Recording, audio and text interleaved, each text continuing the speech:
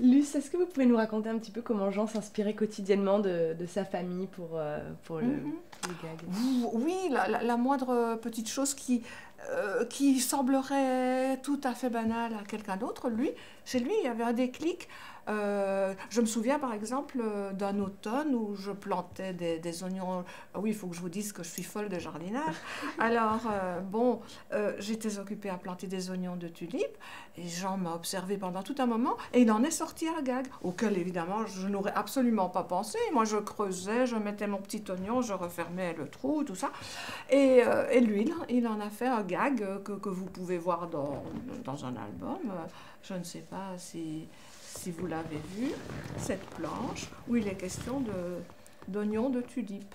Voilà, je me souviens de ça et puis j'ai oublié les autres anecdotes, mais il est sûr qu'il s'inspirait vraiment du quotidien. C'était du vécu transcendé ou ridiculisé ou arrangé à sa sauce, mais ça partait d'un fait réel en général. C'était son inspiration.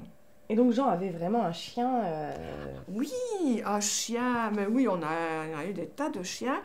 Et je crois aussi que le chien, comment vais-je dire, le satisfaisait en ce sens que le chien est toute affection, adore son maître. Et le chien, ça lui est égal que le maître soit un peu maladroit. Hein, le chien, il s'en fiche que le monsieur renverse un verre, c'est tout à fait normal pour lui. Et il se rassurait dans la compagnie de chiens bienveillants. C'est un animal bienveillant, sauf évidemment, j'imagine, les chiens dressés pour être méchants. Mais la nature du chien est une bonne nature qui aime l'homme en général. Et ça inspirait Jean. Voilà. Et il y a des scènes aussi qui. Vous avez d'autres exemples de scènes Ah qui oui, étaient inspirées par de la exemple, vie? certaines planches reprennent des décors que nous avons aimés, par exemple en Provence.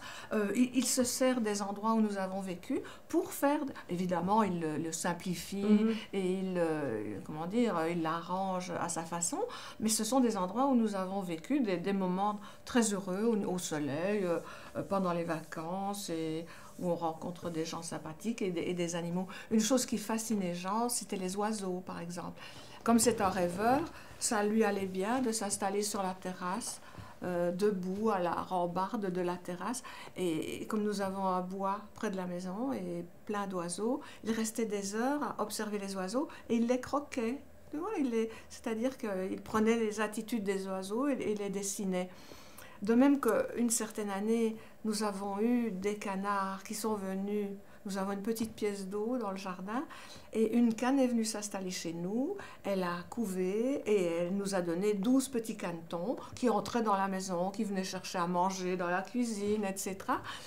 Et puis, Jean s'installait dans le jardin et toutes les attitudes de ces canetons, de la mer, etc., il les croquait sur le vif, puis il les simplifiait dans ses bandes dessinées, mais ça partait du vrai. Mhm. Chaque chose chez lui part de quelque chose de réel. Et puis il le magnifie ou il le simplifie, et puis voilà, c'était son inspiration. Et je dois dire, il vivait en vase clos, dans sa maison avec les gens. C'était pas quelqu'un d'extérieur qui sortait beaucoup, quelqu'un de mondain, pas du Mhm. tout. De temps en temps, il devait bien aller à une soirée je sais pas, une rencontre d'autres dessinateurs de BD. Mais en fait, c'était quelqu'un de très casanier et qui restait dans son univers. Et c'est son univers qui l'aspirait Mhm. quotidiennement. Il avait aussi, donc, Boo lui a été inspiré par son fils. Par son fils, oui. Il a eu un fils. Il était très jeune quand il a eu son fils. Je crois qu'il avait une vingtaine d'années. Il était aussi enfant que l'enfant. Et il se fait que ce petit garçon avait une tête tout à fait ronde. Si bien qu'il l'appelait Boule. Oui. Et bon, là, on a retrouvé la petite tête ronde du petit garçon Mhm. dans les bandes dessinées. Maintenant, il a grandi, il mesure 2 mètres et il n'a plus la tête ronde. Mais enfin, bon, ça reste le fils de Jean. Et il est roux également? Non, non, il Non? n'est pas roux. Alors Non. pourquoi roux?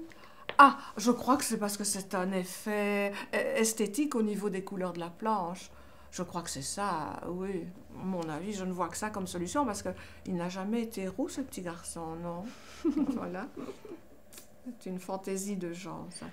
Peut-être pour la sortir au cocker, qui était roux Oui. aussi. Ça, c'est très possible. Esthétiquement Mm. parlant, ça équilibrait l'image de taches rousses, comme Oui. ça. Oui, je ne sais pas. Mm. C'est tout ce que je peux dire.